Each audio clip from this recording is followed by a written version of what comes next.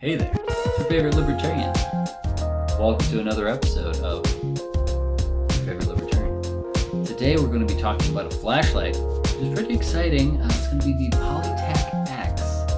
And this is pretty cool for a few reasons, which I'll go over later in this review. We'll do an unboxing or uncutting of the plasticking. We'll also maybe compare this to my Modlite OKW just for fun, because it's going to be a ridiculous comparison.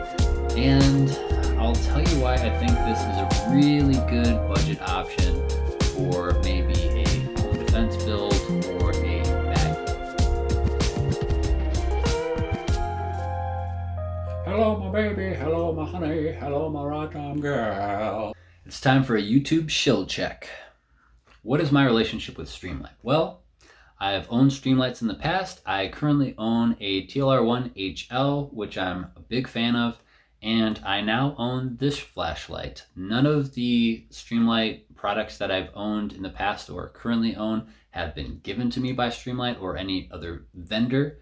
This particular Streamlight was a Christmas gift. Before we get into the video on this guy, I just want to give a big, definitely belated, heartfelt Merry Christmas to everyone. And also a Happy New Year to you. If this is coming out before the New Year, great, but I'm guessing it probably won't be. So Happy belated New Year as well.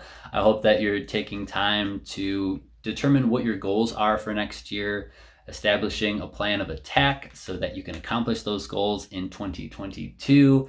And I hope that you're also planning to resist tyranny at every turn, that you're planning on not complying with mandates because they are not laws. Make sure you do plenty of research and understand from a follow the money aspect what sources to trust and not trust.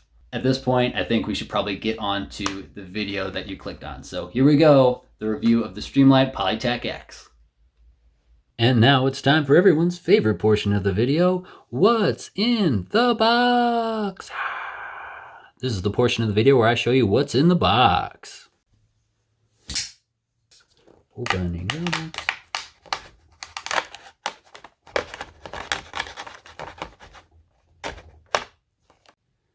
So first up, we have our packaging. Gives you a little 600 lumen stamp of approval there. A few features on the front. And then on the back, got a chart giving you some information about runtime and lumens, and then some infographics as well. If you want to pause that and look at it, feel free to do so. Next up, we have the flashlight itself, which is extremely light. Makes sense being that it's mostly polymer, get it? And then you have a little owner's manual here. This is for the USB model or just the X. This is the X, as it does not charge via USB, unless you get the battery that charges via USB, then I guess it does. I'll go ahead and let you pause this to look at this information.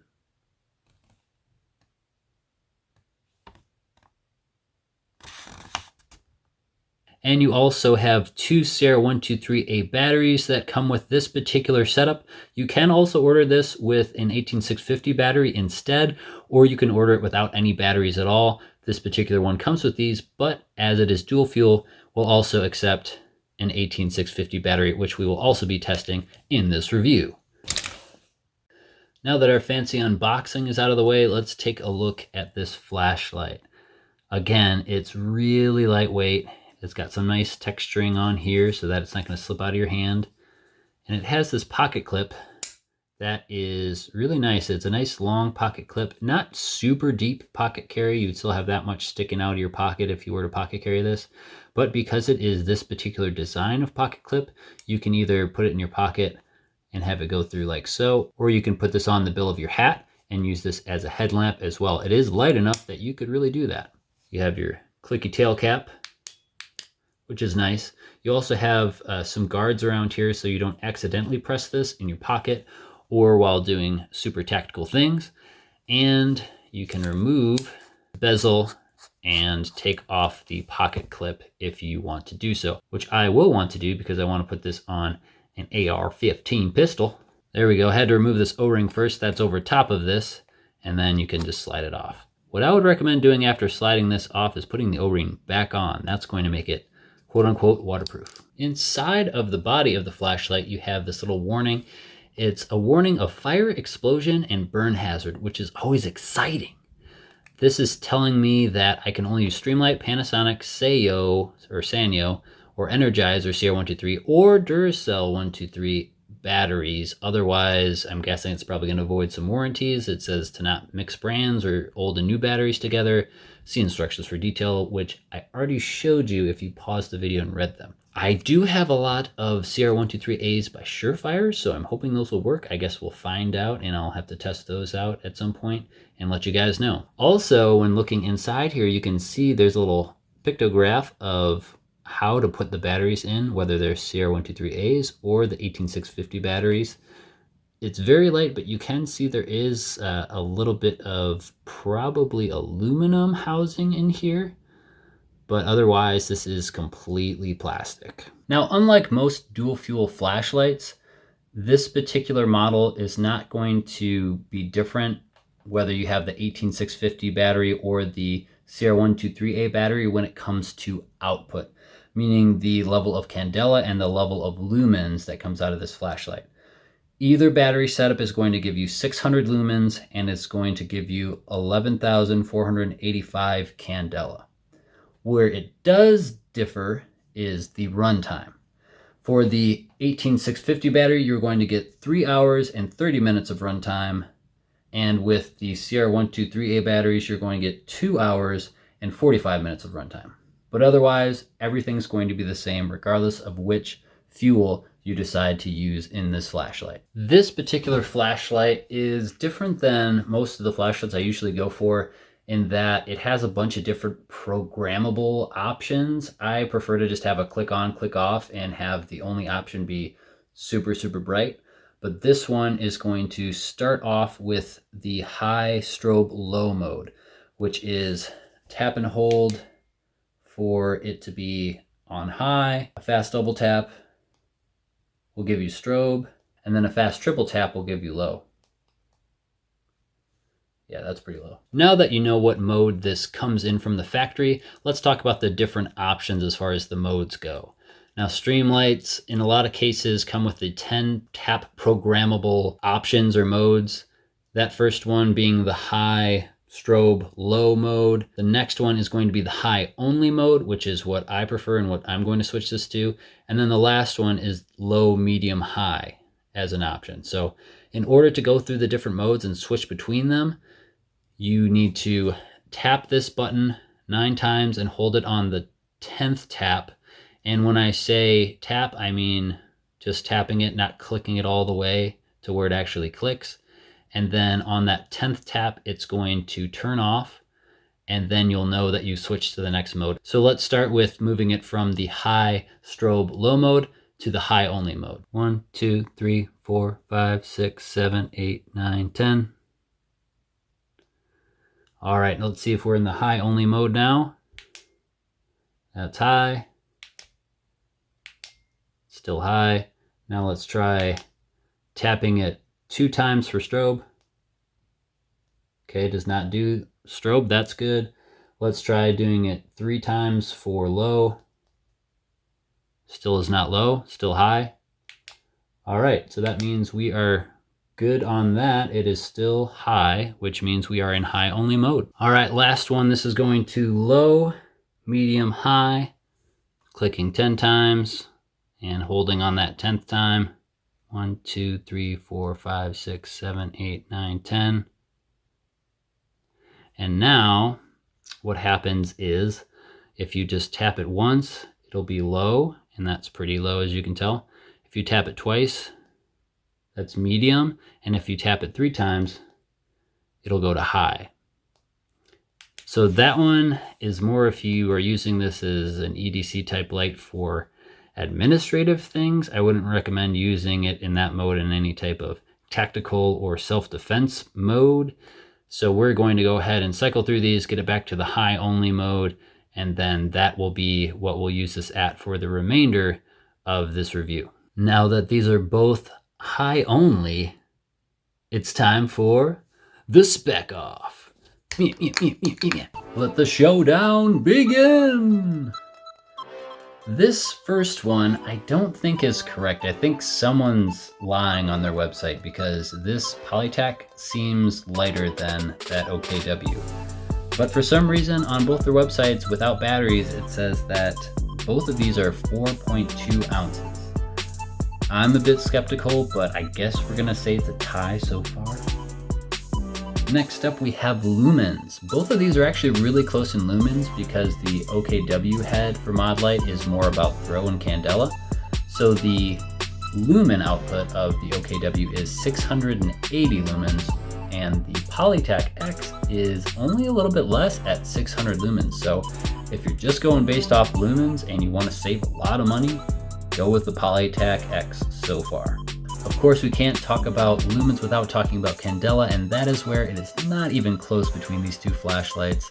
The Polytac is coming in at 11,485 candela, whereas the Modlite just obliterates it with a whopping 69,000 candela.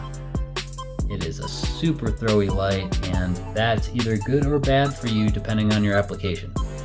So if we're just talking about sheer numbers alone, another point goes to the Modlite for candela. After that, you're probably wondering with these batteries and with these outputs what the runtime is on these flashlights. On the Modlite side, we have a runtime of 1 hour and 15 minutes with the 18650 battery. If we're just talking about the 18650 battery for the Polytac X, that is going to give you a runtime of 3 hours and 30 minutes, which is just a ridiculous amount more than the OKW. If you want to talk about the two CR123As and what the output would be for them, you'd be looking at 2 hours and 45 minutes, which is still way more than the runtime of the OKW. I'm going to give 2 points for runtime since there's two different ways you can measure it to the Polytac X. Now, I'm not sure if anyone cares, but one of the questions I have for both of these is it programmable? And you're gonna have to go ahead and put your point system and how you would measure this or grade this in the comment section below, because the answer is no as far as if it's programmable or not for the OKW, but it's yes for the Polytac X. Now that might be good, it might be bad, you might not want it to be programmable, so the only possible option is for it to be high when you need it to be high, or you might want a bunch of options, in which case it might be a point for it being programmable. Let me know what you think in the comment section below. And lastly, and this is a big one, the price. The Modlite OKW is coming in at around $300-ish. Meanwhile, the Polytac is just destroying it with a $40-ish price range and making it insanely affordable with getting similar lumens. Well, at this point in the video, if you're still with me, go ahead and click that subscribe button because it means you probably like what we're doing here. And by we, I just mean me because I'm the only one running this channel. As you can probably guess, it's pretty weird and I'm pretty weird. If you've made it this far, you're probably also wondering why I decided to crowbar in a comparison between this $40 flashlight and this $300 flashlight. A couple reasons. One, when I'm making a video, I like to answer questions that I have when I'm watching videos similar to mine. And one of the questions I would have if I was buying a $40 flashlight would be, how much better or worse is it than something that's like really expensive like the Modlite OKW? Do I need the extra features that this has, or does it make more sense to get this and save money and put it elsewhere in my kit, put it elsewhere in my training, in the ammunition that I'm using for the training that I'm doing, etc. So you got the comparison as far as the specs go. Now we're going to do a comparison on the beams. Oh no, it's a bad guy. Picture this. A full-size version of this guy bursts through the wall like the Kool-Aid Man and says he's out for blood. He's ready to do some damage. We're going to use these two flashlights to figure out how well we can light this guy up and what we can see. Can we see the crowbar? Can we see his horns? Can we see his rippling pectorals and his mean face? Bonus points in the comment section below if you can tell me who this comic book / morning cartoon character is and what series he's from. And as you can see in the camera, it's washing him out, but in real life I can still see him. I can see that he has a weapon, he has horns, and he is jacked. And as you can see, the hot spot is very intense. The spill is very defined. Again, I can see all the details. I can see everything very easily. It's not as washed out in the camera, and it's very easy to see. It's not dull to where I can't see. I can see all the details, but it's not super, super, super bright. The hot spot is not as defined, and the spill is not as defined, but I would say it's about the same diameter spill at this distance. And I should say, for distance, we're like a few yards back in a very small room. So there's that data point for you. Polytac on the right, Modlite on the left. As you can see, big difference in hot spot, obviously. And here's a little Venn diagram for you. Left side, we have the Modlite. So to my eye, I can see his weapon. I can see his demeanor and his horns coming out. And as you can see, you can really tell the definition of the spill at this light. This is lighting up the rest of the room as well. If I wanted to do some umbrella lighting, I can light up the whole room that way as well. And again, hotspot is very hot. This is also heating up pretty considerably in my hand right now, just so you know. Now we'll go to the Polytac. And Polytac, I can see everything very well. At these distances, you don't need much candela to see all the details. The lumens are very sufficient at this distance, and you can see that the spill is a little bit more defined, but not as defined as the OKW, but same diameter spill. And I can see everything in the room just by pointing in this direction. If I point it up and do some umbrella lighting, I can see everything in the room really well as well. Now we'll put the two next to each other. Again, on the right we have the Polytac, on the left we have the OKW.